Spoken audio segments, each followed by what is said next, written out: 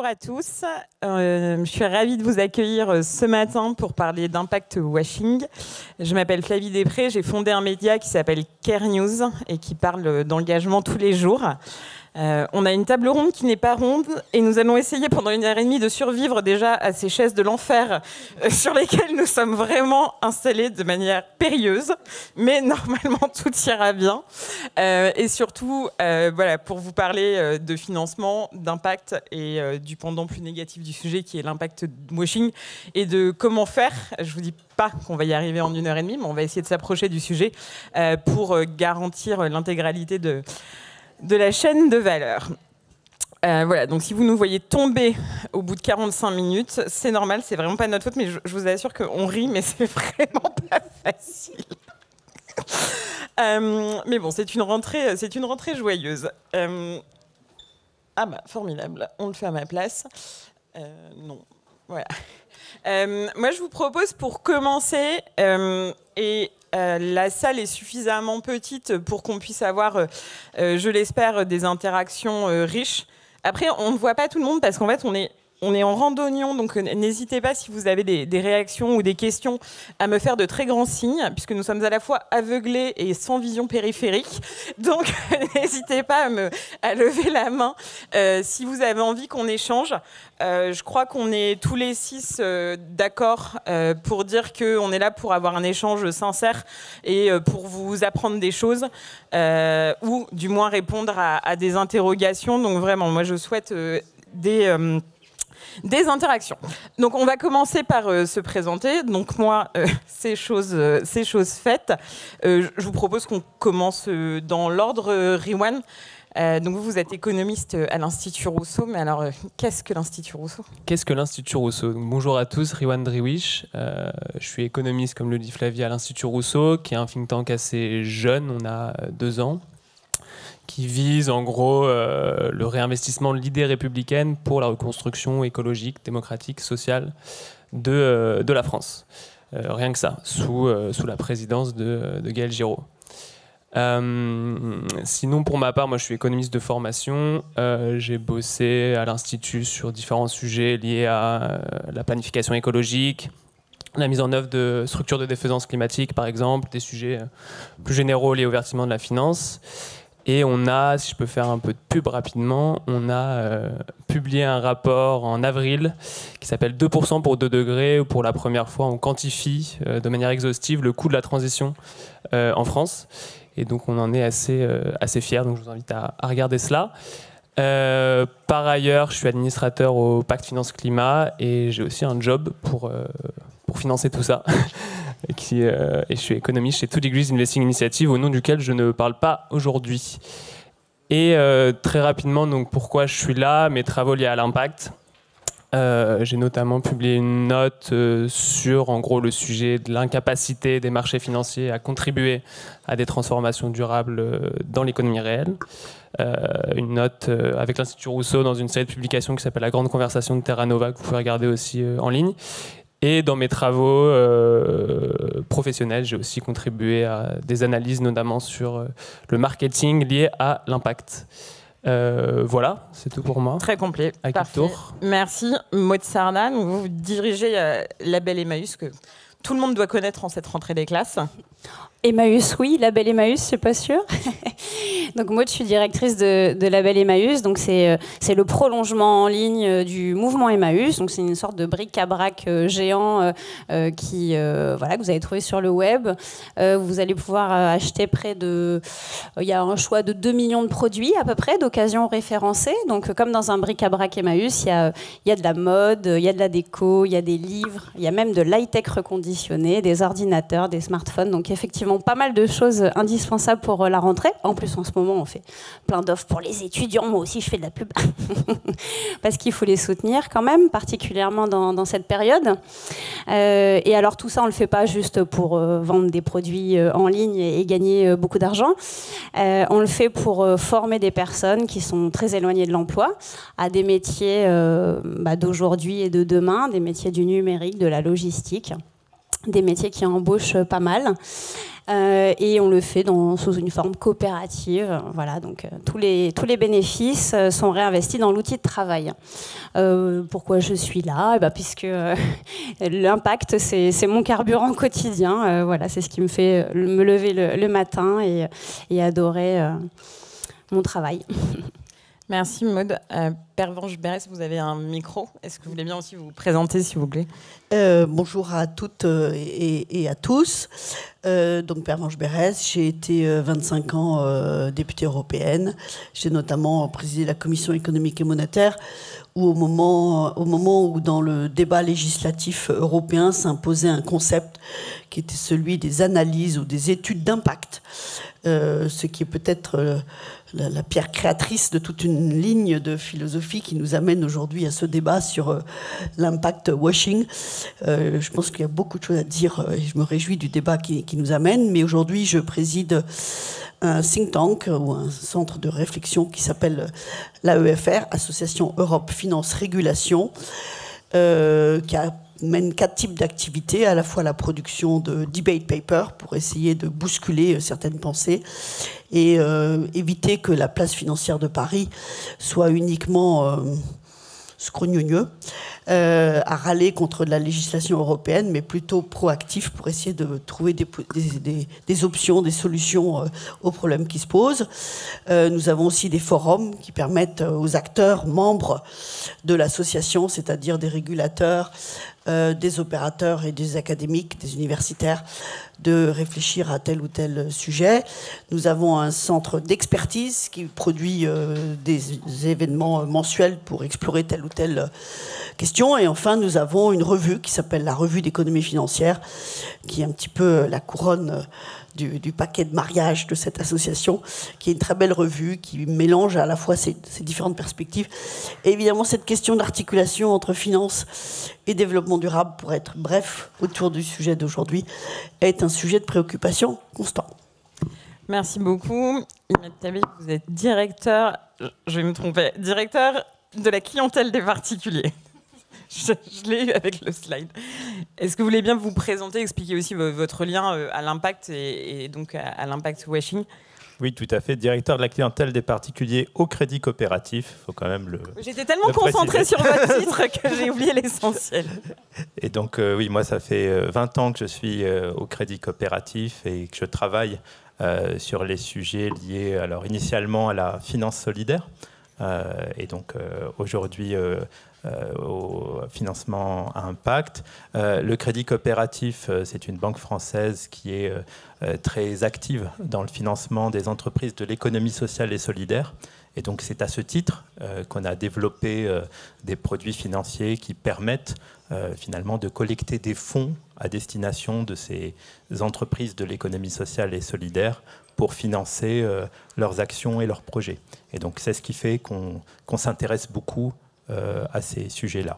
Je suis par ailleurs membre de l'association FAIR, ex-Finansol, qui est l'association qui a été créée par les acteurs de la finance solidaire pour définir un label, définir finalement ensemble, en dehors de toute régulation au départ, un canevas, on va dire, autour duquel on pouvait se retrouver sur les produits financiers solidaires.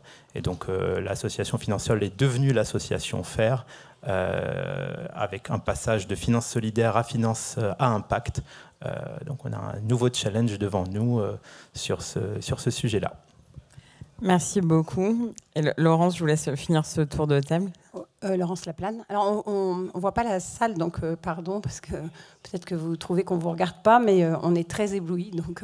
Donc d'abord, bonjour à tous et à toutes. Donc, moi, je m'appelle Laurence Laplane et je dirige l'activité d'investissement à impact chez Amundi. Amundi, c'est le leader de l'investissement dans la gestion d'actifs aujourd'hui en Europe. C'est le numéro 8 mondial. Et il a trouvé qu'il fallait aussi avoir un rôle plus incarné. Donc on a une petite business line.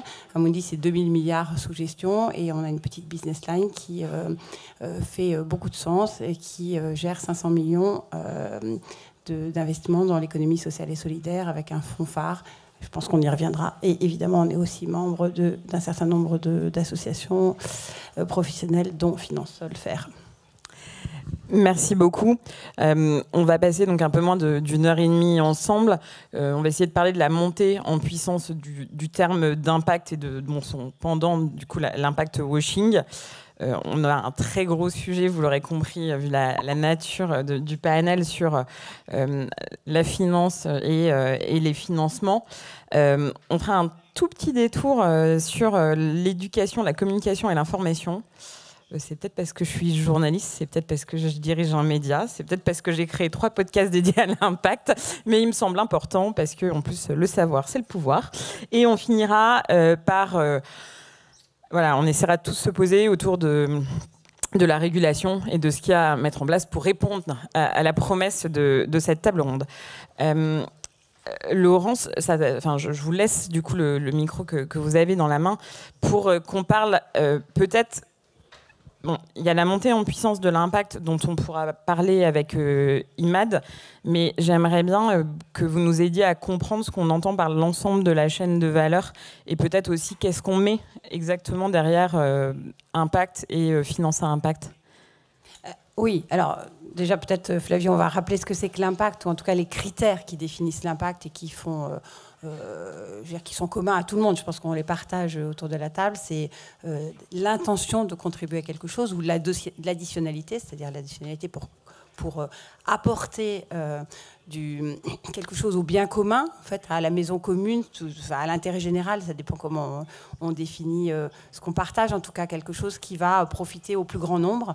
Donc c'est intention ou additionnalité et puis un critère qui est important, c'est comment est-ce qu'on le mesure. Et c'est peut-être là-dessus, en fait, qu'on reviendra tous, c'est cette histoire de mesure. Alors Flavie, vous m'aviez demandé d'illustrer un peu. Moi, je peux illustrer de manière assez simple avec ce que je connais peut-être le mieux, qui est en fait le dispositif français très original qui a permis en fait de faire décoller les entreprises de l'économie sociale et solidaire, qui sont très souvent des entreprises qu'on appelle qui sont des petites sous-entreprises à mission, en fait, quelque part, puisqu'on connaît tous les entreprises à mission, qui sont des entreprises qui sont labellisées, agréées, pardon, c'est un agrément préfectoral ESUS, entreprise solidaire à utilité sociale. En fait, c'est issu d'un long parcours. Alors, Pervenche nous disait qu'effectivement, c'était une histoire un peu ancienne. L'histoire de l'épargne salariale solidaire, c'est aussi une histoire ancienne, puisque donc l'épargne salariale, c'est donc le général de Gaulle, donc après la guerre. Et puis, dans les années 2000, a lieu donc l'épargne salariale et l'actionnariat salarial va se développer avec l'investissement dans un certain nombre, enfin une poche d'investissement réservée à l'investissement dans des associations. Et la grande avancée, je dirais, c'est effectivement la mise en place de cet agrément ESUS qui permet en fait d'aller investir dans des entreprises de l'économie sociale et solidaire, donc vraiment de faire entrer l'économie dans cet environnement de l'économie sociale et solidaire, qui aujourd'hui fait encore débat, parce qu'il y a une partie philanthropie, une partie économie, donc on y reviendra peut-être, mais c'est assez compliqué de le définir. Donc en France, on a un dispositif vraiment original, avec le côté financement, donc cette épargne salariale solidaire, ce qu'on appelle les fonds 90-10, et puis les entreprises dans lesquelles on peut investir. Et nous... rendons à César ce qui est à César. En fait, nous sommes une courroie de transmission grâce à la confiance des épargnants solidaires, des investisseurs institutionnels, pour aller investir par rapport au mandat ou à la mission qui nous est donnée. Je sais qu'Erwan en parlera. Alors, à titre d'illustration, donc chez Amundi, on gère à peu près 70 milliards d'épargne salariale et 5 milliards d'épargne salariale solidaire, dont 10% viennent se déverser donc dans la business line qui a été créée, qui est jeune, qui a 4 ans, et qui va se déverser. Et je tiens à préciser qu'on rend compte tous les ans en fait, de nos investissements à tous ces épargnants qui nous font confiance. C'est à peu près 1 million d'épargnants, plus des institutionnels. Voilà, alors c'est une illustration. Il y en a d'autres, mais je pense que la France a vraiment un dispositif très original qui mérite d'être exporté. Merci beaucoup. Et quand on parle d'impact, alors j'ai creusé un peu, j'ai pas j'ai pas trouvé de date vraiment très précise, mais peut-être Imad que vous en aurez une sur l'explosion du terme qui est quand même assez récent. Enfin, j'ai en tête que le Move s'est transformé en Impact France. Il y a le French Impact. Moi, j'ai créé un média un podcast qui s'appelle Impact Mania, donc je suis coupable. Ça y est, je suis tombée dans le seau de l'impact. Est-ce que vous voulez bien, Imad, s'il vous plaît, nous parler de la montée en puissance, non seulement du sujet, mais du terme aussi? Oui, bien sûr. L'origine vient d'Angleterre. Hein. Il y a eu des travaux qui ont été menés, notamment avec une étude très très connue sur la réinsertion des prisonniers, en disant que finalement le fait de mettre des critères sociaux sur des produits financiers, des critères d'efficacité d'un processus de réinsertion avec une bonification finalement du rendement des produits en fonction des résultats.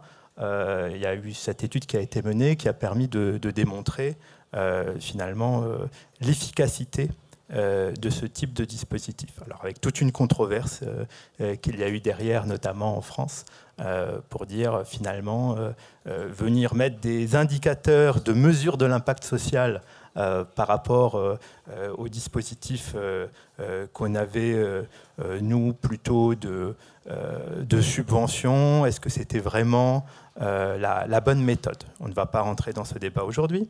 En tout cas, donc ce mouvement du financement à impact social et environnemental est arrivé plutôt du monde anglo-saxon.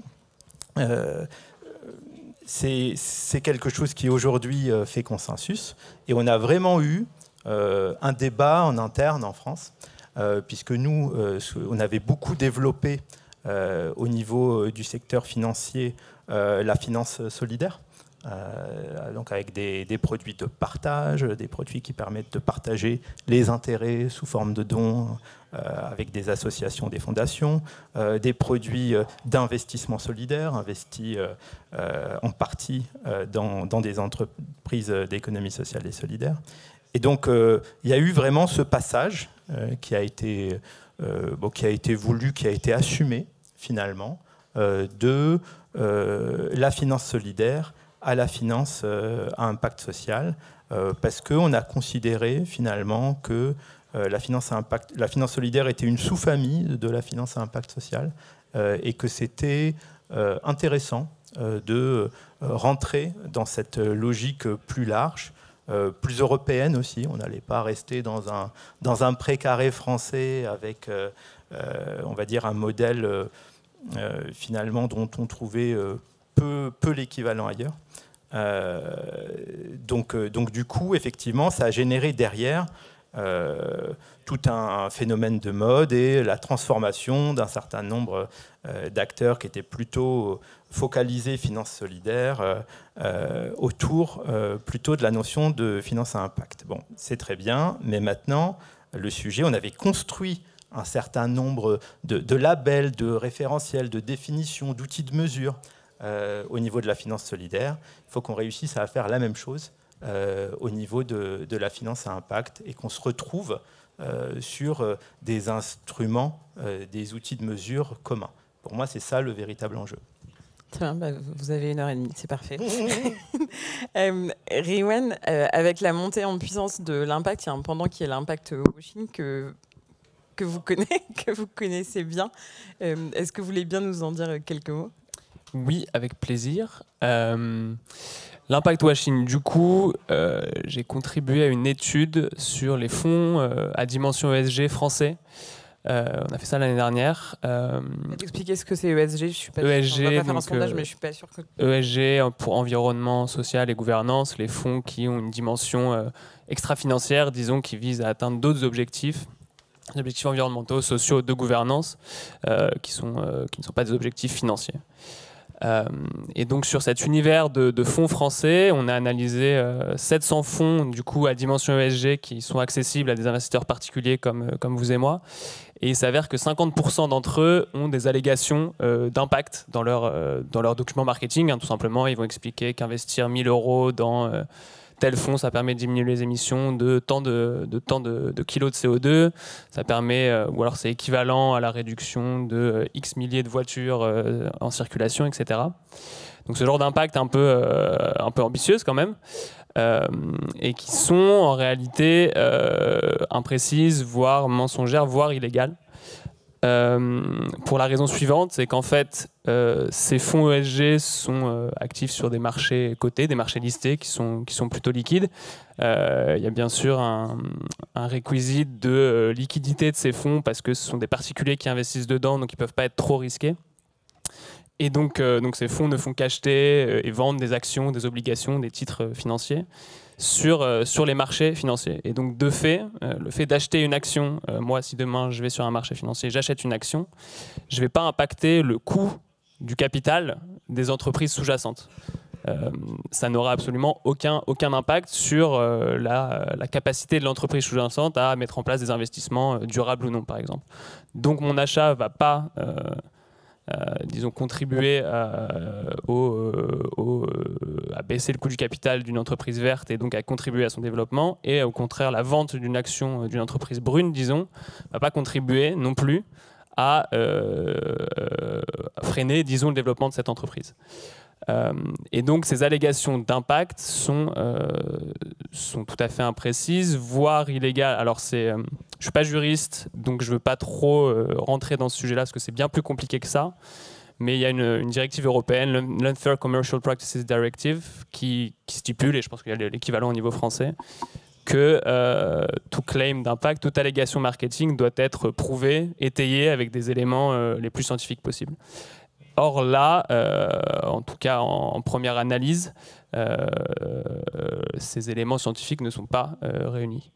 Donc voilà, ça pose une question d'intégrité des marchés, de transparence et de protection du consommateur qui est, à mon sens, assez préoccupante. Voilà. Merci beaucoup, Rewan. N'hésitez pas si vous avez des questions ou des réactions, si vous voulez rendre les choses un peu interactives, je pense qu'on est tous très ouverts à ces échanges. Donc, on l'aura compris, dans l'impact et l'impact washing, l'argent, c'est le nerf de la guerre et la finance et les financements. Alors, c'est difficile de faire un exemple représentatif de comment on est financé quand on est dans l'ESS, dans l'impact, mais peut-être que Maud, vous pouvez nous raconter spécifiquement votre parcours, votre parcours, pas vous, mais à la Belle Emmaüs, et ce qui a rendu les choses plus faciles ou moins faciles quand on essaie de lier impact et investissement. Oui, alors c'est vrai que quand on va parler d'Emmaüs, on n'imagine pas forcément des levées de fonds, un besoin d'accéder à cette finance. Si, parce que quand on crée une marketplace, comme est la Belle Emmaüs, on s'inscrit dans un univers qui est particulièrement concurrentiel. Je vous donne 2-3 levées de fonds dernièrement dans les acteurs de la seconde main numérique. Back Market a levé 450 millions d'euros. Vestiaire Collective a levé 350 millions d'euros. En fait, aujourd'hui, les plus grosses levées de fonds de la tech sont dans la seconde main. Donc c'est pas une petite concurrence.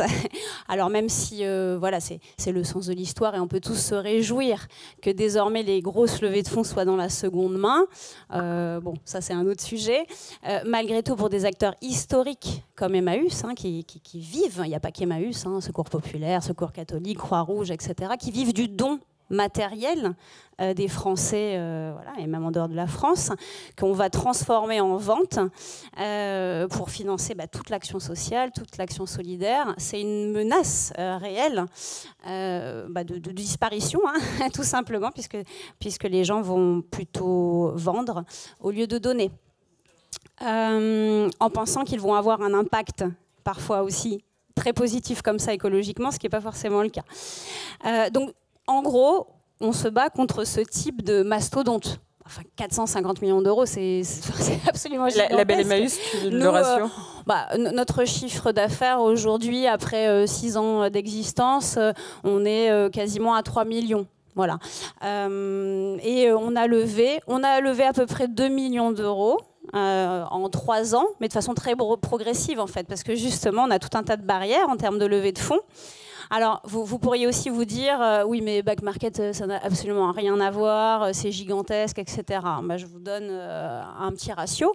Back market, c'est 600 salariés et Label Emmaüs en a créé 60 d'emplois. D'accord ? Donc, c'est 10 fois moins finalement. Je peux vous donner le nombre de clients. Ils ont 6 millions de clients. On en a 60 000. Vous voyez, donc c'est 100 fois moins. Donc, en fait, ils lèvent plus de 3000 fois plus que nous, alors qu'ils créent finalement que, entre guillemets, 10 fois plus d'emplois. Hein. Donc là aussi, c'est une critique très claire de la finance qui, en général, de toute façon, est complètement décorrélée de la vraie création de valeur, mais aussi dans la finance à impact. Donc bon, bref, quand il faut lever des fonds quand même pour faire face à ça, et qu'on ait une coopérative, alors là, c'est carrément le parcours du combattant. Donc on est une coopérative, donc on est fiscalisé. Hein, donc on ne peut pas accéder à la philanthropie, on n'est pas éligible au mécénat, donc on ne peut pas faire de reçu fiscal, etc. Donc voilà, donc ça c'est déjà on oublie. Mais on ne peut pas non plus faire de levée de fonds avec des actions, puisqu'on n'a pas des actions, on a des parts sociales.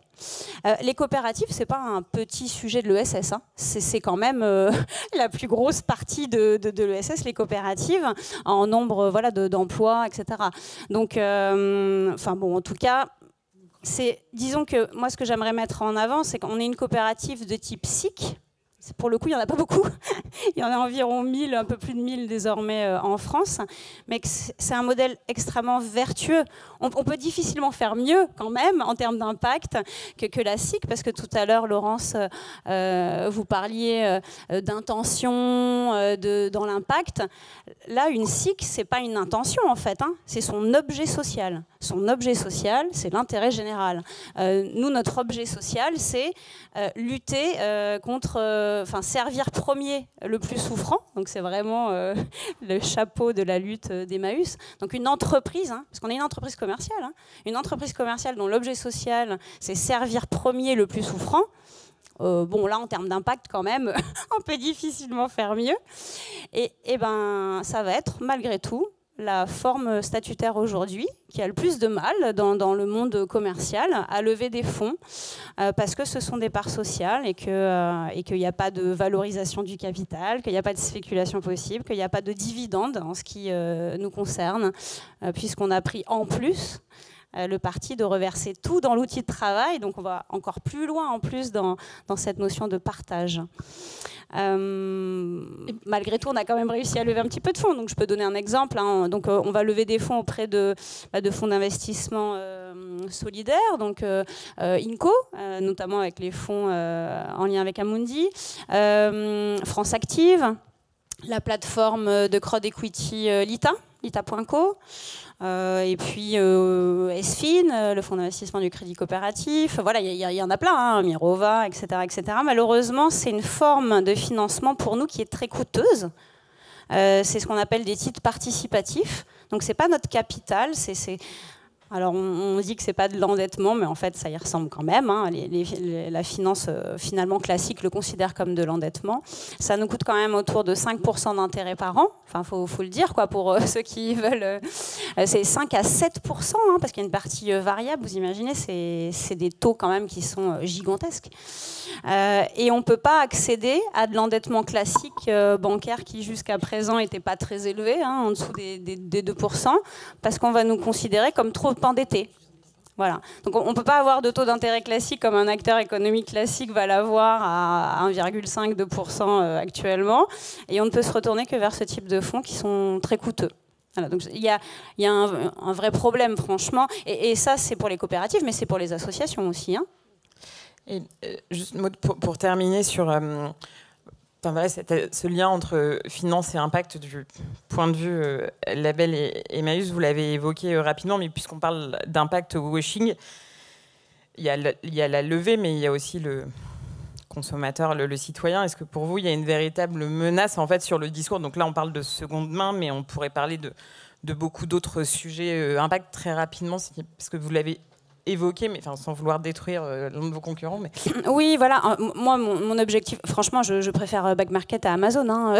Il n'y a pas de sujet. Simplement, quand le consommateur il achète un produit reconditionné sur Back Market, il doit savoir aussi que ce produit, potentiellement, il vient de très loin. Il était reconditionné en Europe de l'Est. Nous, tous nos produits, c'est français. Il faut aussi qu'il sache que derrière un téléphone reconditionné sur label Emmaüs, il y a une personne en insertion, donc il y a quand même tout un travail d'accompagnement, etc. Puis il doit aussi savoir que son argent va être entièrement réinvesti dans un outil solidaire écologique. Back Market a levé 120 millions d'euros auprès de Goldman Sachs. Voilà, chacun en pense ce qu'il veut, mais pour moi, ça fait une différence. Et donc, comment on fait pour que le consommateur il ait accès à cette information, parce que lui a c'est de bonne foi qui va aller sur Back Market en se disant c'est super, quoi, j'achète du reconditionné plutôt que du neuf, et c'est vrai que c'est mieux quand même, écologiquement parlant. Mais est-ce qu'on réinvente vraiment une nouvelle société en faisant ça? Voilà. Merci. Pervenche, je vous voyais vouloir réagir. Oui, moi je voudrais revenir déjà au terme de impact. Parce que je l'ai dit dans ma présentation tout à l'heure, au niveau européen, c'est devenu monnaie courante, mais de manière passive, puisque en fait c'est un jeu de pouvoir ou de négociation entre la Commission européenne et le Parlement européen, essentiellement, qui fait que dès lors qu'il y a une législation qui est mise dans le circuit pour devenir le règlement ou directive, il faut qu'il y ait une étude d'impact. Bon, l'étude d'impact, c'est quoi? C'est, d'une certaine manière, par rapport au débat qu'on a là, une approche passive. C'est pour vérifier quel sera l'impact de la dite législation. Même si c'est parfois très difficile de se projeter dans le futur, de savoir, une fois qu'on aura développé telle législation, quel contre-coup ou twist les acteurs de marché vont trouver pour contourner cette législation. Mais c'est l'idée qu'il faut éclairer, pas juste avoir une idée, mais essayer de l'éclairer. Bon. Depuis, ce terme est maintenant inséré, réintégré dans les stratégies d'investissement, d'où cette table ronde ce matin. Et au fond, on aurait fait cette table ronde il y a 5 ans, on aurait parlé juste de greenwashing. On n'aurait pas parlé d'impact washing. Et donc il faut aussi voir quel est le glissement qui fait que maintenant on est passé des critères ESG, donc des critères environnement, social et gouvernance, à un critère investissement d'impact, qui est le nouveau terme à la mode. Je ne sais pas si c'est à la mode ou s'il est bienvenu, mais en tout cas, c'est le terme dont on parle aujourd'hui. Comme si il y avait une carence des critères environnement, social et gouvernance. Et c'est vrai que cette carence, il faut la reconnaître d'une certaine manière, parce que, je veux dire que ce soit Amundi, Crédit Coopératif, mais vos concurrents ou vos partenaires sont tous dans une stratégie où ils ont des critères ESG formidables de plus en plus. Je m'exprime à titre personnel, hein, pas au nom de la BFR. Des critères, des fonds de plus en plus importants investis en ESG. Bon. Et pourtant, on a vu que la Covid a développé, multiplié l'exclusion, la consommation carbone et la pauvreté. Et on a un été qu'on a vu tel qu'il est. Donc, où est l'efficacité de ce critère ESG pour avoir un impact réel sur ce qu'on cherche à capturer? Parce que ces critères ESG, ils n'ont pas juste été inventés pour faire chic. Ils ont été inventés parce qu'il y a un sujet à traiter. Et donc la question fondamentale derrière, c'est qu'est-ce qu'on veut traiter comme sujet et quels sont les moyens dont on se dote pour le traiter et comment est-ce qu'on y arrive. Et ça, c'est l'objet de cette table ronde ce matin. Et moi, je dois dire que donc l'investissement à impact, en réalité, bon, l'idée derrière de glissement de vocabulaire entre ESG et critère ESG et investissement à un impact, c'est l'idée que le critère ESG, il est trop calqué sur la logique de l'entreprise et qu'il ne tient pas compte du débat social, de l'opinion publique, de l'interaction avec l'ensemble des partenaires, des acteurs concernés. Soit. Mais je crains qu'on va retrouver exactement les mêmes problématiques avec un glissement sémantique dont il faudra vérifier l'efficacité. Et juste pour rebondir sur ce que vous avez dit à propos de l'enjeu autour d'une entreprise telle que Emmaüs ou du label Emmaüs, c'est un très bon exemple où l'investissement à impact pose problème, parce que moi je me souviens très très bien, j'ai 2 cas d'études concrets en termes législatifs où au niveau européen on avait un sujet. Le premier, c'est quand on a développé tout un paquet de législation sur l'économie circulaire.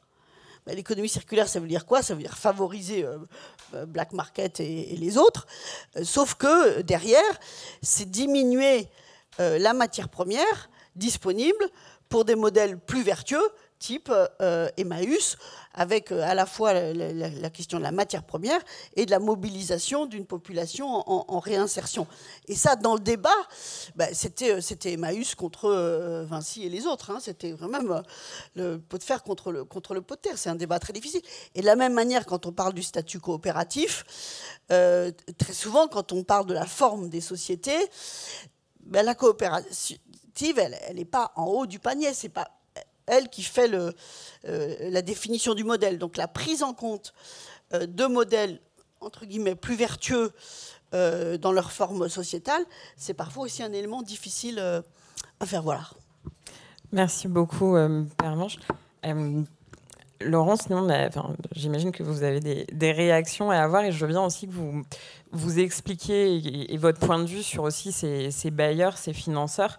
Ils ont une responsabilité sur le fond, mais aussi dans les modalités qu'ils pratiquent vis-à-vis des entrepreneurs. C'est un sujet qu'on avait évoqué ensemble. Oui, alors d'abord peut-être un mot sur ce que disait Pervenche sur le glissement entre ESG et impact. Alors moi j'ai une explication qui est peut-être un peu basique et un peu trop triviale, mais pour moi l'ESG c'est devenu complètement ce qu'on appelle mainstream, c'est-à-dire intégré. On ne peut pas faire une analyse financière d'une entreprise sans considérer son comportement au-delà de ses performances financières, sans considérer son comportement sur l'aspect empreinte environnementale, comportement social au sein de l'entreprise, et puis partage de la gouvernance, répartition de la gouvernance dans les instances internes. Je dirais que pour moi, c'est plutôt de l'interne à l'entreprise, et c'est passé de manière, encore une fois, dans notre vocabulaire mainstream. Chez Amundi, on a décidé que 100% des fonds qui pouvaient l'être auraient une notation ESG, et on note à peu près 15 000 ou 16 000 entreprises. L'impact, c'est un peu différent parce que ça va projeter l'entreprise au-delà de ses frontières. C'est-à-dire que c'est l'intention de l'entreprise de contribuer à quelque chose. Alors vous me direz, à partir du moment où on crée de l'emploi, ce que disait Maud, c'est on est effectivement impact, mais c'est afficher ce à quoi je veux participer pour le bien commun, quelque part. Alors, on a beaucoup parlé économie sociale et solidaire. L'impact, c'est au-delà de l'économie sociale et solidaire. L'économie sociale et solidaire, c'est une forme d'impact. Moi, c'est celle que je connais le mieux, mais on investit aussi dans l'économie circulaire. Le dernier point que je voulais aborder, c'est effectivement ce sujet de la forme des entreprises. Alors, nous, 80% des entreprises dans lesquelles on investit ont une forme de SA, SAS. Vous l'avez souligné, effectivement, les SIC, moi je suis assez fan des SIC, hein, j'en ai promu beaucoup. Il y a un sujet sur la liquidité du capital. Enfin, on ne va peut-être pas rentrer dans les détails, mais pour moi, les entreprises, elles peuvent être vertueuses, quelle que soit en fait leur forme juridique. Donc, il y a des très grosses associations. Ce qui est sûr, c'est que le statut juridique avec des fonds propres qui permettent en fait d'accompagner le développement d'entreprises, un partage de la gouvernance aussi, hein, je veux dire, qui est un sujet très important. Nous, on y est très attentifs dans les investissements qu'on fait. On est très attentifs sur la partie rédactionnelle juridique. Comment est-ce qu'on partage la gouvernance? On ne préempte pas la valeur et on ne préempte pas la gouvernance en tant qu'investisseur financier. Je crois que en fait, c'est un panel qui s'adapte. Il y a des changements de statut et chacun est adapté aussi à une forme, à une taille, à un moment donné. Voilà.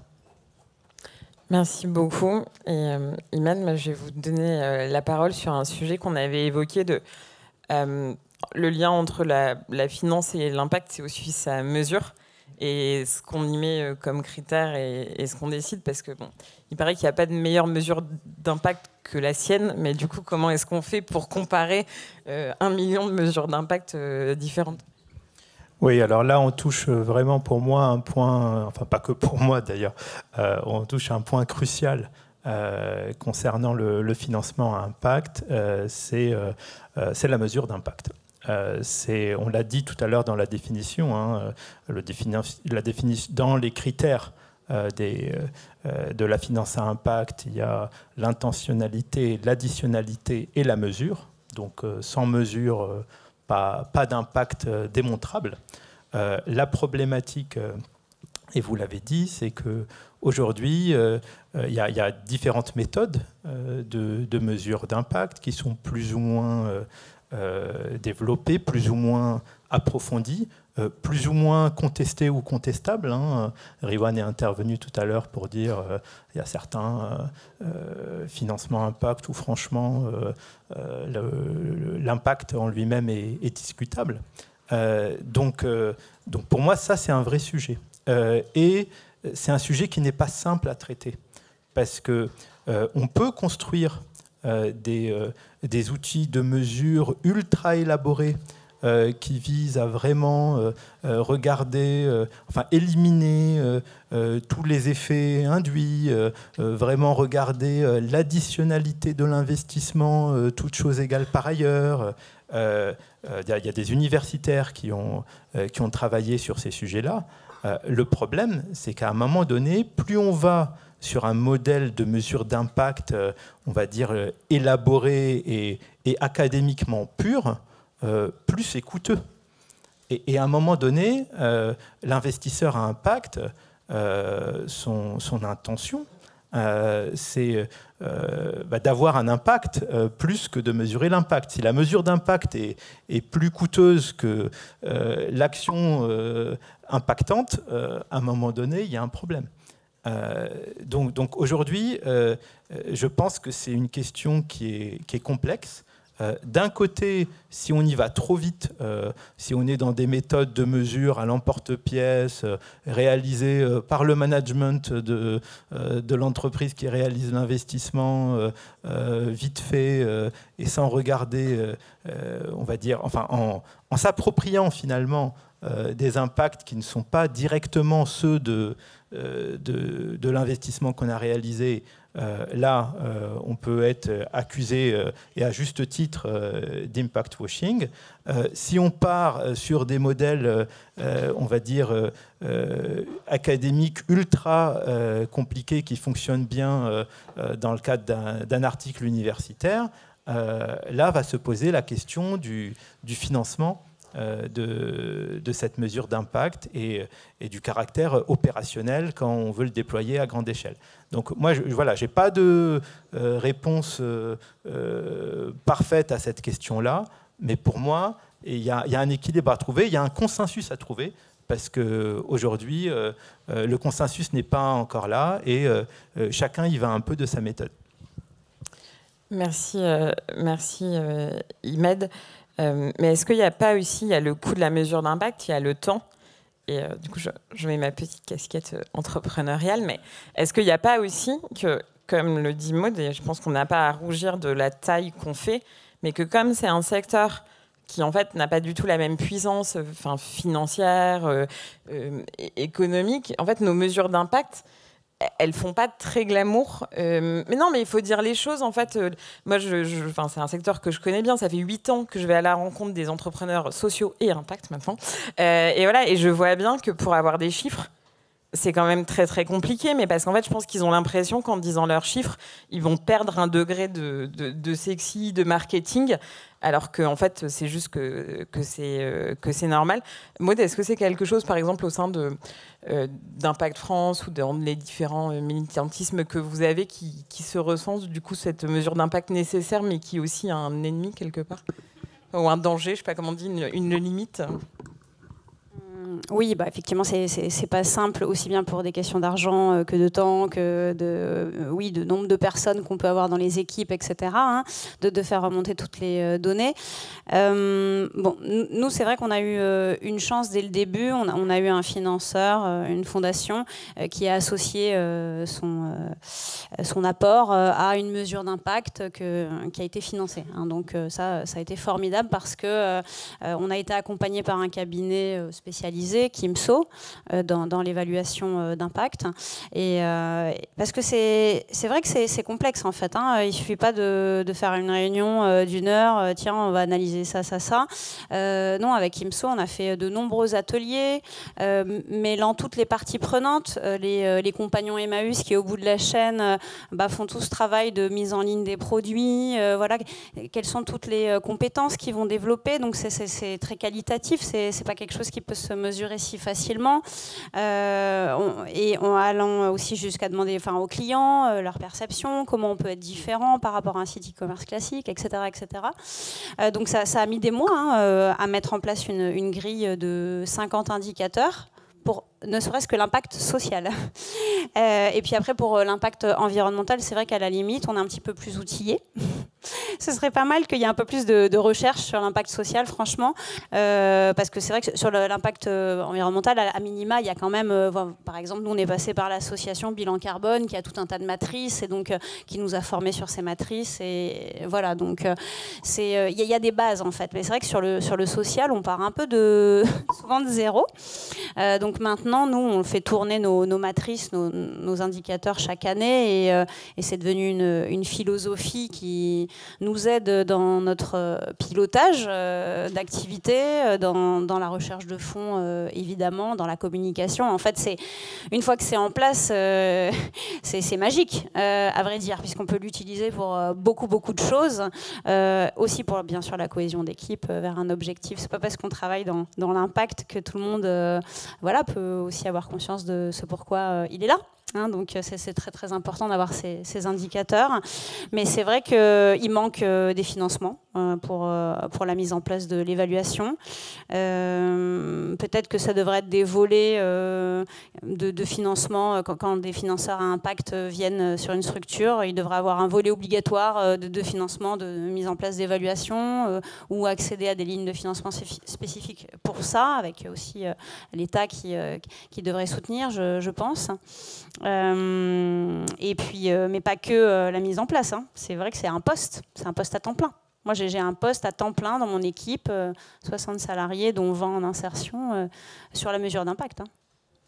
Et, Laurence, dans les projets que vous financez, est-ce qu'il y a aussi une grosse partie du temps, de l'énergie? Vous les accompagnez, j'imagine, dans cette mesure d'impact, mais les entreprises que vous financez, est-ce qu'elles ont aussi un gros volet sur la mesure d'impact? Oui, alors, et puis je pense que Pervenche pourra nous dire des choses sur la taxonomie européenne, parce qu'il y a quand même beaucoup de choses qui évoluent.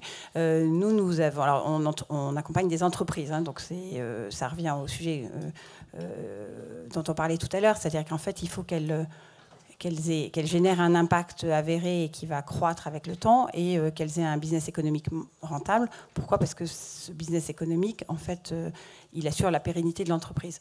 Alors, on définit avec elle une grille d'impact, on définit des indicateurs d'impact qu'on va suivre, et on a une grille qui est assez fouillée en fait par secteur. Et derrière, on va faire un reporting d'impact, d'ailleurs, qui est sur notre site internet amundi.wenart, qui est un reporting simple, généralement en nombre de bénéficiaires. Nous, on investit dans des thématiques qui répondent aux besoins essentiels des hommes et des femmes, que sont le logement, le travail, la santé, la formation, et puis l'environnement, l'économie circulaire. Et la taxonomie européenne, en fait, nous y incite de plus en plus. Elle n'est effectivement pas sur le social, mais sur l'environnemental. Donc là, on vient de se prêter, nous, en tir à blanc, à un alignement, et à mesurer notre alignement sur la taxonomie européenne. Peut-être que je vais plus passer la parole à Pervenche, qui connaît ça mieux que moi. Mais on travaille vraiment sur tous ces sujets. Et évidemment, on a une grille de mesures d'impact qui est faite avec les entreprises dans lesquelles on investit, et une restitution beaucoup plus simple, très lisible, parce qu'on rend compte à nos millions d'épargnants, en fait, au moins une fois par an, voire plusieurs fois par an. Merci. Pervenche, est-ce que vous voulez réagir? Ouh là là. Il nous reste une demi-heure. On a un gros sujet sur la régulation qui vient, mais on a un petit peu de temps quand même. Et là, on est obligé de rentrer un tout petit peu dans le sujet régulation, parce que la mesure... Bien, vous faites mon travail, vous faites la transition, c'est parfait. C'est une régulation, hein, pour beaucoup. Non, parce que le sujet, quand on parle de washing, c'est comment est-ce qu'on habille de la mauvaise couleur quelque chose qu'on prétend vendre vert ou social. Hein. C'est ça le sujet dont on parle. Donc ça renvoie à la question de l'autorégulation quand même. Hein. Celui qui a envie de vendre son produit, il a intérêt à vendre que c'est vert et à pas trop... je dis les choses brutalement, mais parce que comme ça permet un peu de creuser où est le problème. Et donc celui qui veut vendre son produit, il dit qu'il est vert, et puis il ne faut pas qu'on aille trop vérifier si c'est bien vert en vrai. Bon, donc c'est quand même ça le sujet. Donc c'est la question d'abord des définitions, de la comparabilité et du contrôle. D'où la question de la régulation. Et puis derrière, encore une fois, je reviens à ma marotte, mais il ne suffit pas de mesurer, et il ne suffit pas de dire qu'on fait. Il faut que c'est un impact réel. Et moi, je vous prends juste un exemple. Bon, j'espère qu'il n'y a pas trop de lobby automobile dans la salle. Levez la main. Mais le secteur automobile, bon, il faut se déplacer, la question de la mobilité, y compris quand on n'habite pas Paris, c'est un vrai sujet. Bon. Mais est-ce qu'il suffit de faire des voitures électriques pour qu'on ait résolu le problème? Est-ce que c'est normal que les modèles des voitures soient de plus en plus gros? Est-ce que c'est normal qu'on voit de plus en plus de SUV dans Paris? Bon, ce n'est pas des petits sujets. Et ça, il n'y a pas de mesure pour ça. Enfin, c'est pas... Donc, derrière, ça renvoie aussi à un sujet de législation européenne. Et je vais dire un mot ensuite de la question de qui fait la législation et quelle est son articulation avec la logique de l'entreprise, parce que je pense que ça a beaucoup d'importance. Dans la législation européenne, vous savez, il y a cette fameuse disclosure, la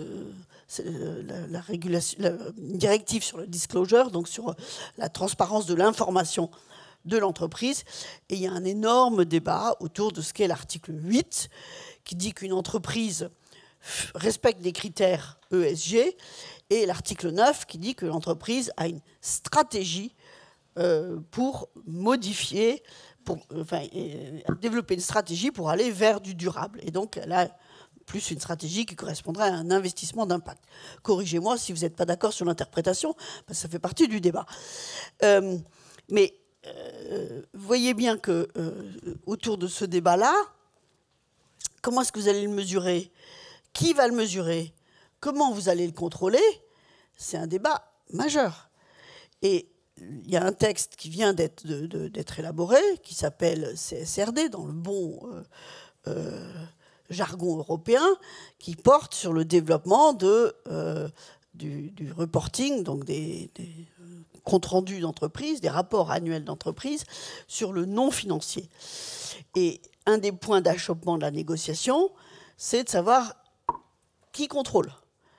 Est-ce qu'on demande à des autorités extérieures de venir contrôler la validité des mesures qui sont faites? Et le compromis européen, puisqu'il faut bien trouver un compromis, ça a été non.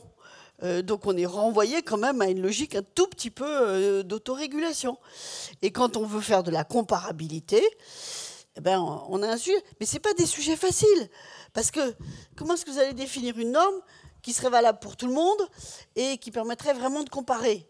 Moi, en tant que législateur, j'ai été confronté à ça. On voulait faire un document d'information sur les produits financiers complexes accessibles aux particuliers. Et donc, quand vous et moi, on va voir notre banquier, on lui demande où est-ce que je dois investir, et il fallait pouvoir comparer. Je dis les choses brutalement, mais c'est à ça que ça ressemblait. Il fallait pouvoir comparer un fonds de retraite et une assurance vie. Et derrière, j'avais droit à un lobbying pas possible, parce que les types disaient, mais c'est pas la même logique, donc on ne peut pas comparer.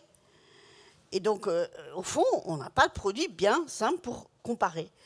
Et donc, comment est-ce que vous définissez votre stratégie quand vous, épargnants, vous voulez avoir une stratégie cohérente, parce que vous dites la planète quand même, ça, il faut que moi, je sais pas, les 20 000 ou 50 000, 100 000 euros que j'ai envie d'investir, il faut que c'est un sens. Vous allez voir votre banquier, mais c'est lui qui va définir sa stratégie. N'écoutez pas, hein, tous les deux. C'est lui qui va définir sa stratégie. Et c'est très difficile qu'il puisse vous donner des arguments mesurables pour vous dire, là, si vous faites une assurance vie ou si vous faites un OPCVM, vous aurez plus d'impact. C'est extrêmement complexe. Et derrière cette complexité, il y a une question de l'efficacité. Et c'est tout le sujet qui est devant nous. Et je dirais un mot ensuite sur ce que je pense de l'articulation entre le rôle des acteurs. Mais je dévoile un tout petit peu mon teaser. C'est que je pense que le débat entre... Il y a 3 partenaires principaux pour définir le bon équilibre. Ceux, comme je pense la majorité dans cette salle, qui se préoccupent que l'économie aille dans la bonne direction. Je ne dis pas que les autres ne le font pas, mais je dis que leur vecteur majeur à eux, la société civile, c'est de changer le cours des choses. Il y a les financiers qui doivent trouver de l'argent pour permettre aux entreprises d'investir. Et il y a dans les entreprises qui s'occupent des risques et qui s'occupent des profits. Et toute cette tension, elle est, je pense, au cœur de la problématique qu'on va aborder, je pense, à la fin de notre discussion. Oui, qu'on peut commencer à aborder, parce que le temps passe l'air de rien, ça fait déjà 1 heure qu'on discute ensemble. Est-ce qu'il y a des questions ou des réactions? Ah, c'est Louis. Tiens, Bonjour, je m'appelle Louis Bazir. Bon, je suis engagé à divers titres dans le monde associatif ou l'économie solidaire. Et je voudrais revenir au témoignage de Maude. Parce que je suis frappé. Bon, j'ai fait 45 ans de finance dans une grande banque.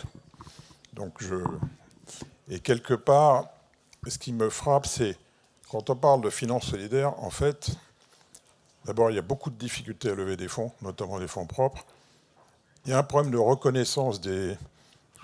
En gros, l'administration en France considère que l'intérêt général ne peut être porté que par des associations.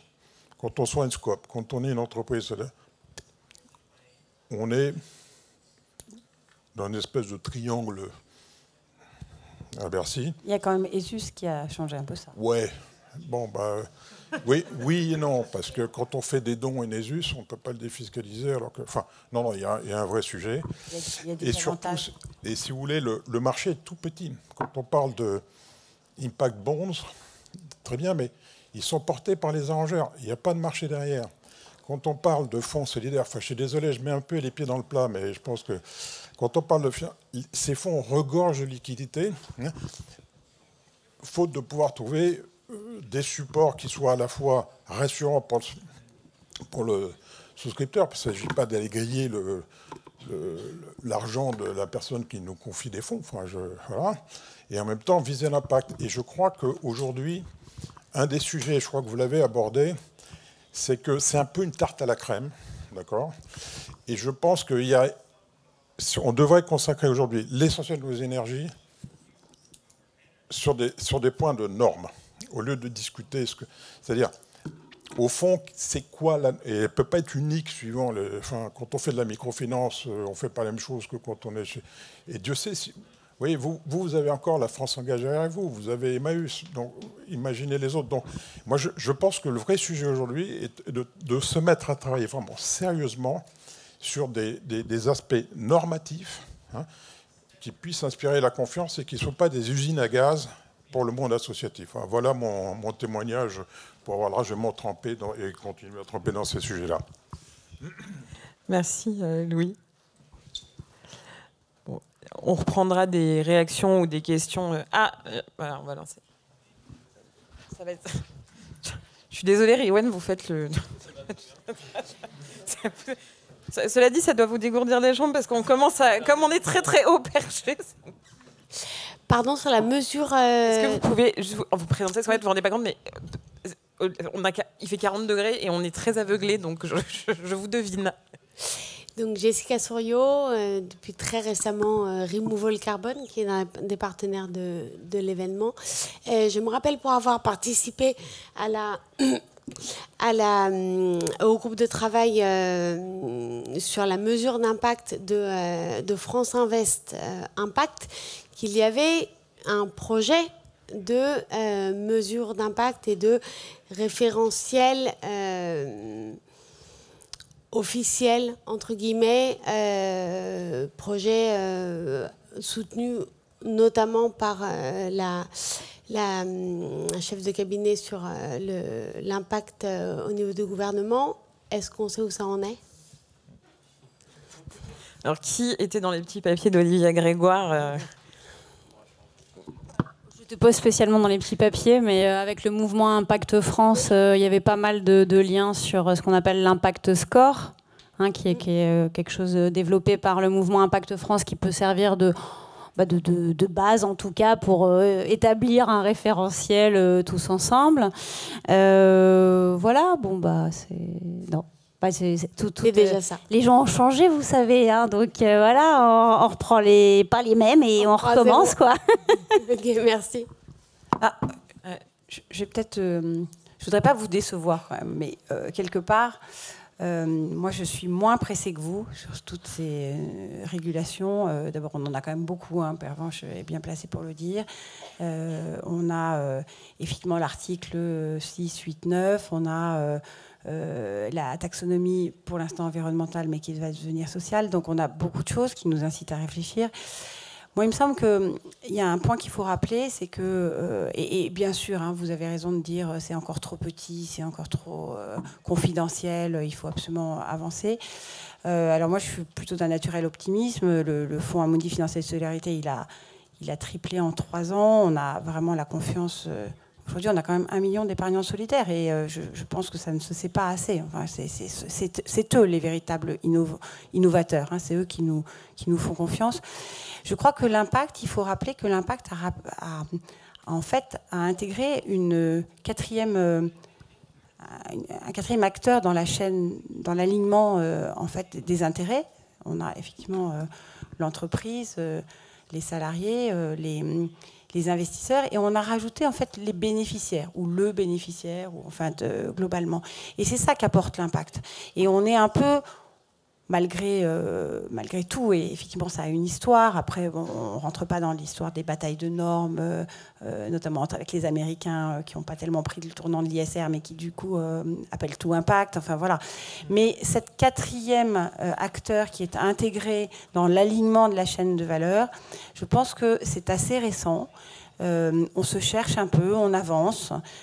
Donc je trouve que c'est hyper encourageant de voir qu'à une table ronde comme ça, il y a autant de gens, autant de jeunes aussi. Donc moi, je suis positive sur le fait qu'on va évoluer, on va entraîner en fait le fait qu'il faut prendre en compte ce quatrième acteur en fait dans l'alignement d'intérêts. Voilà, on a pensé clients, on a pensé évidemment, on a pensé investisseurs, on a pensé actionnaires, on a pensé salariés, mais on pense aussi bénéficiaires. Voilà. Merci Laurence. Je vous propose, alors je vais être un peu autoritaire, mais c'est un peu ma nature. Vous pouvez demander à Basile qui est là à quel point je torture les gens nuit et jour.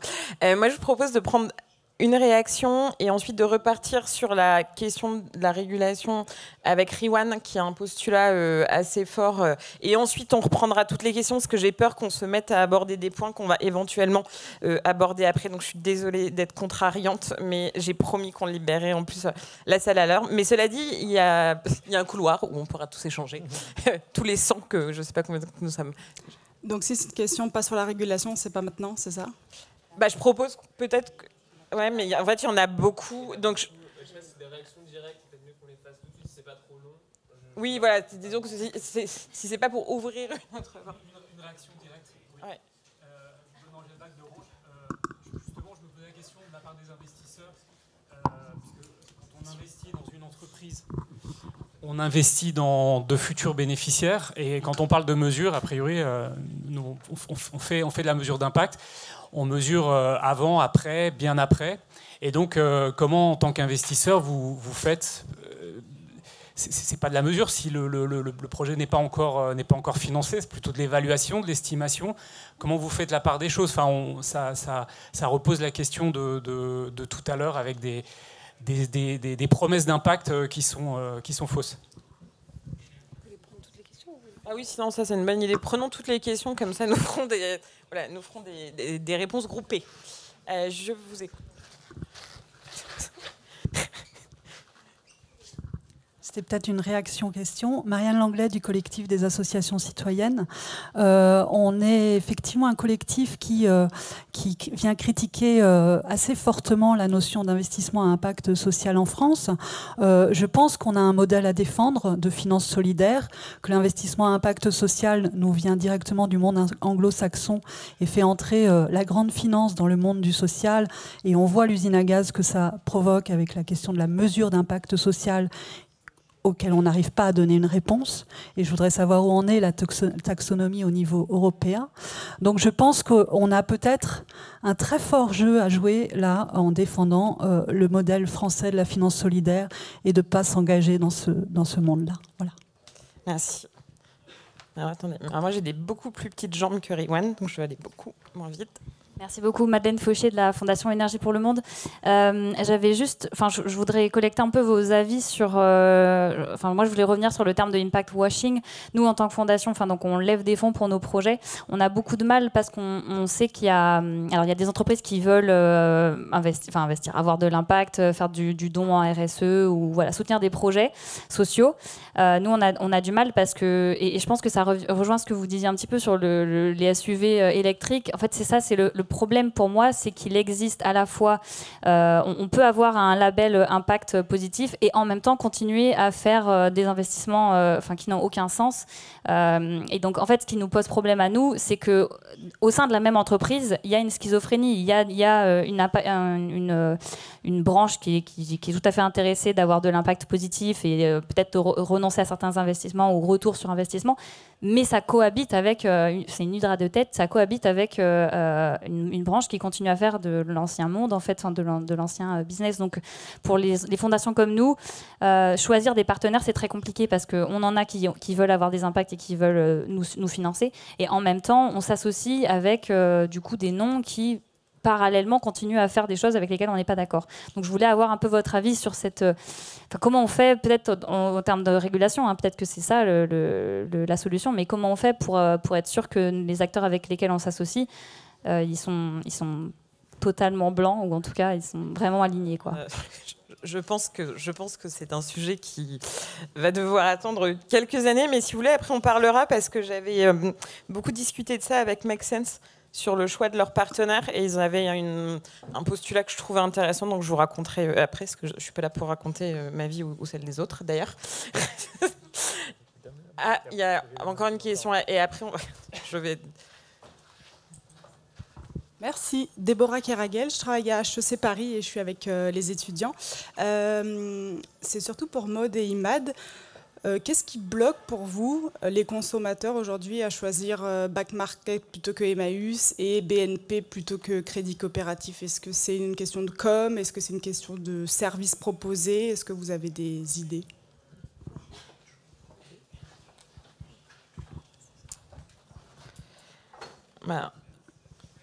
Rapidement, Imad, vous répondez. Ouais, alors moi j'avais envie de répondre à 3 questions, mais du coup je vais essayer d'être très rapide. Donc peut-être en commençant par la dernière, qu'est-ce qui pousse à choisir finalement des grands acteurs avec de gros budgets de communication, une présence beaucoup plus forte? La réponse est quelque part dans la question. C'est-à-dire que c'est vrai que ce n'est pas forcément évident pour des acteurs qui ont peut-être une notoriété moindre, qui communiquent moins, qui sont alors peut-être plus dans l'impact, mais plus dans le faire et moins dans le faire savoir, d'émerger et de passer devant. Alors ceci étant, voilà, on progresse. Mais ça fait partie effectivement des problématiques qu'on a à gérer.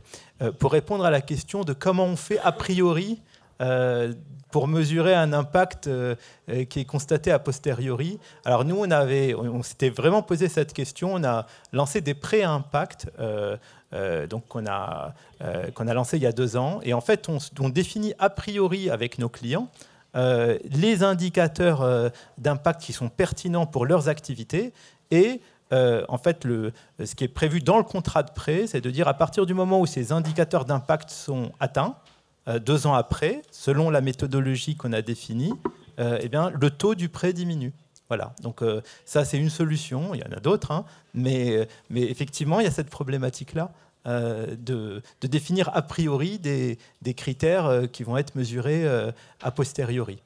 Et pour répondre à la question sur défendre le modèle français vis-à-vis du modèle entre guillemets anglo-saxon, oui, ça a été une question vraiment complexe, quoi. Vraiment complexe à traiter.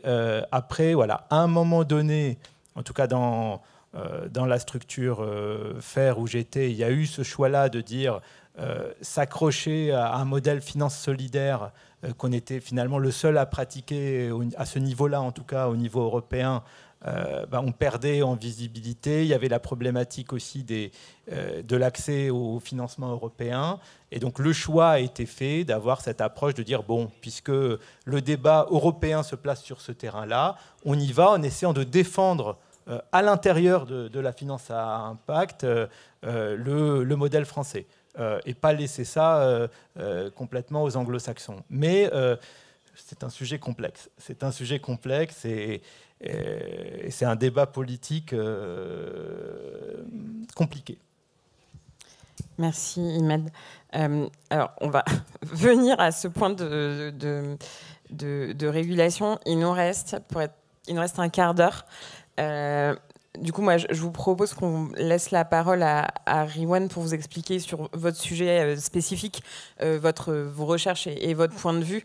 Et ensuite, on reprendra le débat ensemble en pouvant éventuellement glisser des réponses aux questions et réactions qui sont venues de la salle, et peut-être en ajouter des nouvelles si on a le temps.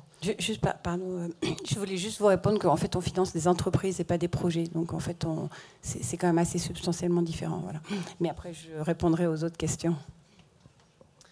Oui, merci. Peut-être pour rebondir du coup rapidement sur ce que vous disiez, madame, je pense que je vais un peu dans votre sens aussi, dans le sens où il me semble qu'il y a un risque sur ce thème de l'impact de s'enfermer, de trop se focaliser sur des mesures extrêmement complexes, comme tu l'as rappelé, Imad, qui sont en fait extrêmement micro. Et donc de laisser, c'est un peu l'arbre qui cache la forêt, de la totalité des impacts de la finance en général et de la finance mainstream en particulier, qui, eux, sont pour le moins délétères. Je vais pas rappeler les chiffres, mais on les a tous plus ou moins en tête.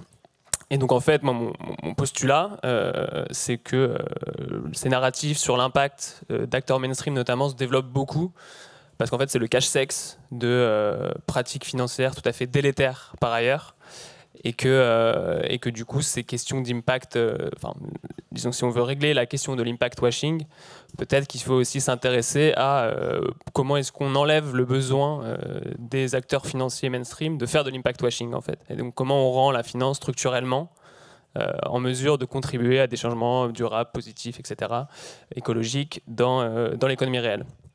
Et là, on a un élément notamment qui est celui de la prise en compte du long terme, donc de la prise en compte du long terme par les acteurs financiers qui sont aujourd'hui très court-termistes. Et on a un terme pour cela qui est celui de la tragédie des horizons de Marc Carnet, que vous connaissez sûrement, qui est à mon sens extrêmement mal choisi en fait, parce que la tragédie des horizons, ça confère au destin dont on ne peut échapper. C'est un peu un terme qui fait le lien avec la tragédie grecque, c'est Oedipe. La finance, en fait, c'est pas ça du tout. Aujourd'hui, l'horizon court-termiste de la finance, c'est un choix organisé, c'est un choix délibéré qui est lié à des choix de régulation ou d'absence de régulation. Donc j'aurais un point de vue un peu différent que Laurent sur ce sujet. Et donc voilà. Donc peut-être pour très rapidement, je vais faire un petit détour théorique. Donc il y a des étudiants dans la salle, si j'ai bien compris. Je vais faire un petit cours très vite fait.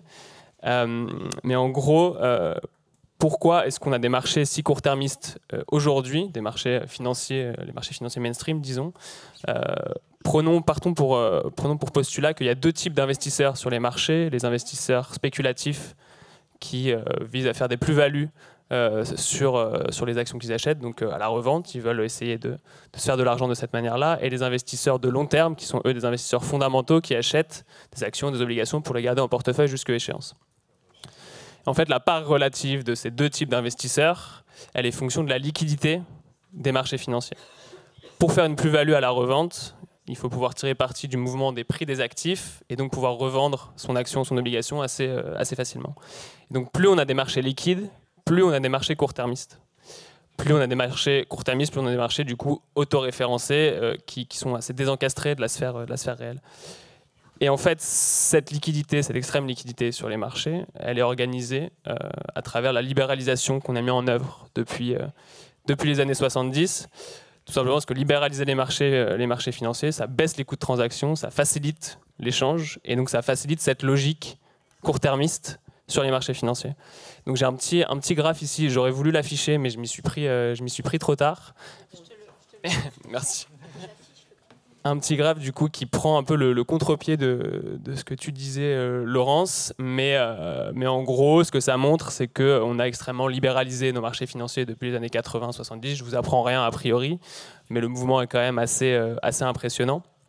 Et que du coup, en fait, au prisme de ces petites analyses et de ce petit graphe, la finance a un impact pour moi, un impact défini de manière générale. On fait plutôt marche arrière, mais à toute vitesse, quoi. Donc voilà, je pense qu'il y a un sujet à ce niveau-là, disons plus macro, qui serait intéressant d'investir peut-être plus et ne pas s'enfermer trop dans des débats extrêmement micro. Et peut-être juste rappeler que du coup cette logique, enfin moi je vois aussi une chaîne, disons, non pas de l'impact, mais une chaîne de la liquidité, dans le sens où le fait d'avoir des marchés financiers extrêmement libéralisés, ça percole dans l'économie réelle et ça fait qu'on a des investisseurs qui demandent des ROI de 10, 12, 15%. Donc bonjour pour aller du coup faire des investissements pour transformer notre actif de production et mettre en place un actif de production vert qui va coûter plus cher que l'actif de production brun. C'est tout à fait impossible. Donc là, on a un vrai sujet de comment en fait faire en sorte que la finance, de manière générale, contribue à des transformations positives dans l'économie réelle. Et donc l'impact, c'est vraiment très bien, hein, je dis vraiment pas le contraire. Mais du coup, si on définit cela par l'additionnalité par rapport à ce que font les marchés financiers, par définition, c'est quelque chose qui est marginal. Donc voilà, c'était pour faire un petit détour sur ces sujets. Maud, on va repartir avec le moral dans les choses. Oui, mais c'est sûr que j'ai tendance à penser un peu la même chose, que ça bouge, mais vraiment dramatiquement lentement quand même, quoi, au niveau de la finance. Et donc, alors, juste pour répondre à la question, comment on fait pour un sondage très rapide, sachant que vous n'êtes pas du tout représentatif, je pense, parce que vous êtes quand même plus engagé certainement que la moyenne, mais on va le faire quand même. Avant cette conférence, qui savait que Emmaüs vendait en ligne ? Ouais, vous êtes vraiment pas représentatif. Bon, et qui savait que Back Market existait ? Bon, quand même, il y a des gens qui ne connaissaient pas, tu viens de faire de la pub pour Back Market sans le vouloir. Donc, non, mais en tout cas, pour moi, le sujet fondamental, il est sur la communication. Ça, c'est sûr.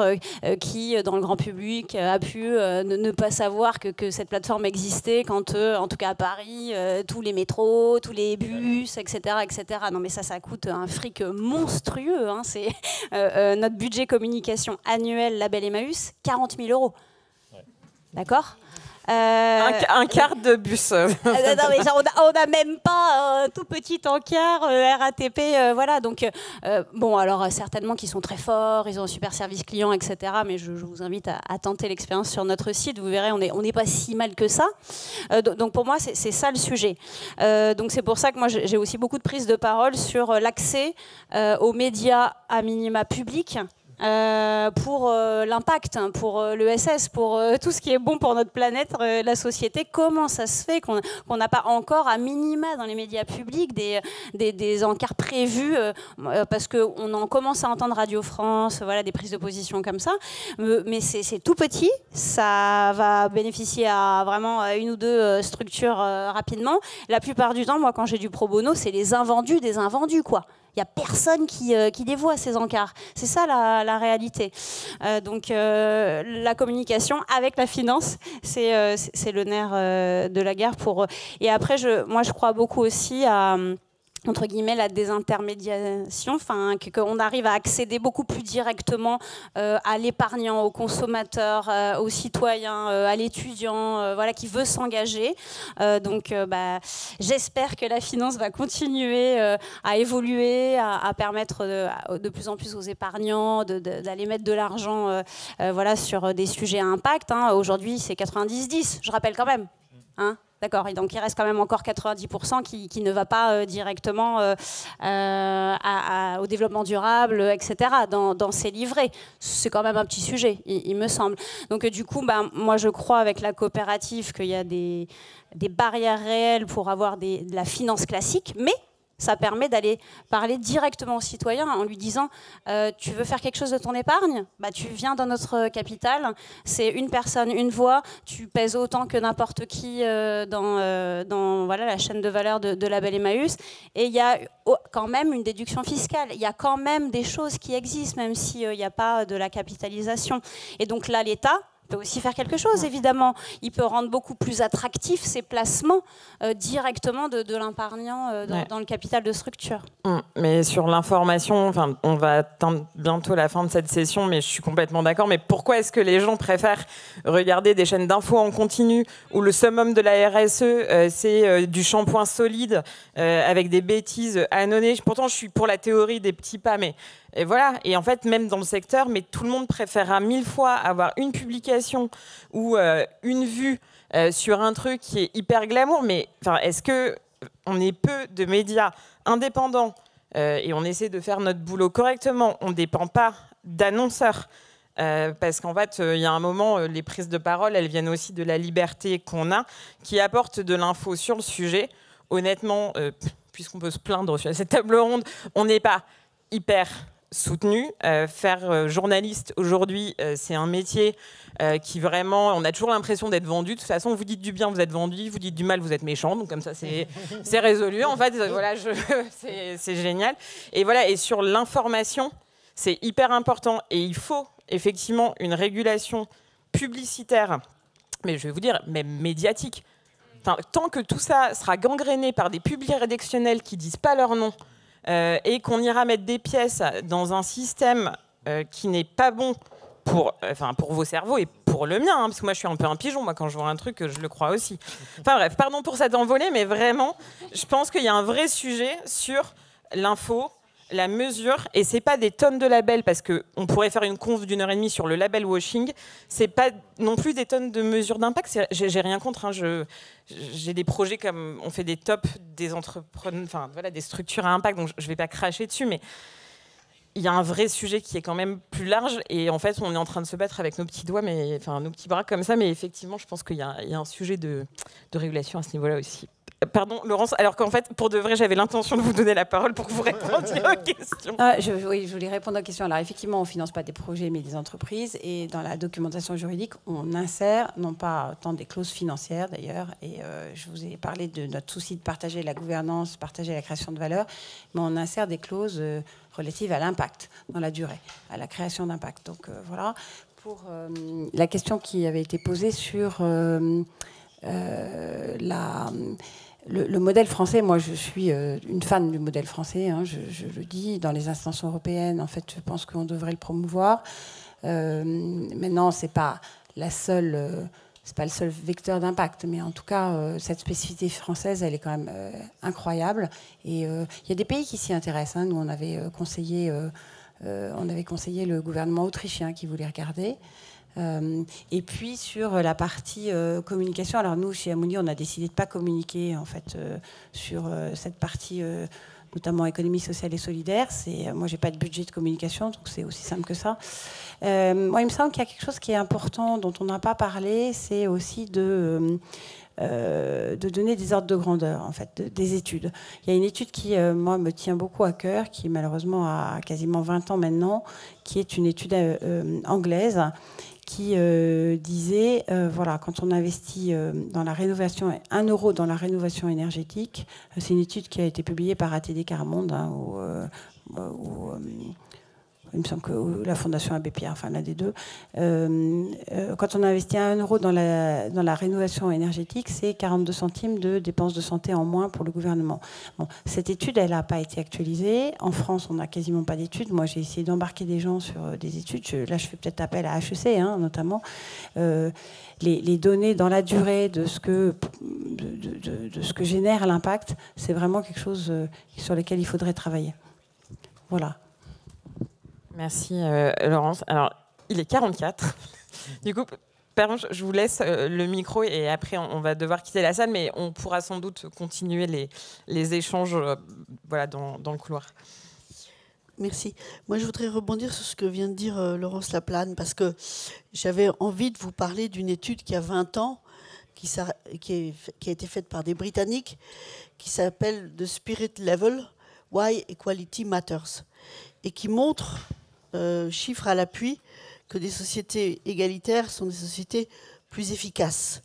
Qu'est-ce que ça veut dire? Ça veut dire que derrière, dans toute cette discussion qu'on a, l'enjeu, c'est pas de savoir si tel label est bien ou telle entreprise est correcte. L'enjeu, c'est de savoir si on a des outils pour transformer la donne de nos sociétés. Et qu'il y a un vrai sujet, moi, qui me préoccupe depuis une vingtaine d'années, qui est que, au fond, quand on a commencé à vraiment se préoccuper de ces sujets ESG, investissement à impact maintenant, les financiers étaient préoccupés par autre chose, parce qu'ils s'occupaient d'un machin qui s'appelait la grande crise financière. Et donc, c'est deux univers qui se sont développés en parallèle, et où l'enjeu de comment est-ce que la finance, c'est le nerf de la guerre d'une stratégie d'une entreprise qui, à la fin, vous pouvez lui mettre tous les washings que vous voulez, ce qui compte, c'est le profit. Ce débat-là, c'est un débat très difficile à avoir. Et dans les entreprises, ceux qui s'occupent d'ESG, c'est parfois, excusez-moi l'expression, mais des empêcheurs de tourner en rond du bureau des risques. Et du coup, dans la définition d'une stratégie d'entreprise, dont le critère numéro 1, quoi qu'il en coûte, reste le profit, on a un sujet d'alignement. Et c'est pour ça qu'on peut parler de tous les acteurs dont on a parlé ici. La question de la responsabilité de la puissance publique, elle est juste gigantesque. Et ça nous renvoie à un débat qu'on n'a pas pu aborder, mais qui, si on veut avoir un impact prix sur la stratégie de l'entreprise, la question de la taxe carbone ou du prix du CO2, c'est, me semble-t-il, alors c'est moins sur le social et plus sur l'environnemental, mais on peut pas, pour moi les deux sont totalement liés, elle est majeure, ce qui suppose quand même que la puissance publique intervienne, parce qu'on sait très bien qu'une taxe carbone, d'abord il faut la définir, mais ensuite on ne peut pas la faire de manière brute, parce que s'il n'y a pas d'effet de bonus-malus ou de redistribution, on est juste devant une impasse. Je suis désolée de conclure d'une certaine manière sur un propos qui fait plutôt élargir que de répondre à la question, mais il me semble qu'on ne peut pas faire l'impasse sur ces débats-là. Merci. Pervenche, en une phrase. Ouais. Merci beaucoup. Peut-être un message pour les étudiants d'HEC, du coup. Mon propos là, pensez-y quand vous aurez des cours sur l'efficience informationnelle des marchés, par exemple. On va vous expliquer que la baisse des coûts de transaction, donc la baisse de la taxation, par exemple, sur les marchés financiers, ça favorise l'efficience des marchés financiers et donc l'optimalité de l'allocation du capital. Non, ça fait des marchés extrêmement court-termistes, ça fait Danone, ça fait la crise des subprimes, et ça fait des marchés financiers qui sont incapables de financer la transition écologique aujourd'hui. Donc voilà, c'était une petite dédicace pour vous. Et qui sont très gâtés aujourd'hui, les étudiants d'HEC. On doit libérer la salle. Je pense qu'on aurait pu faire 1h30 de plus. Merci à tous. Je parle pour moi, mais sans doute d'autres sont dispo dehors. Merci. Bonne journée.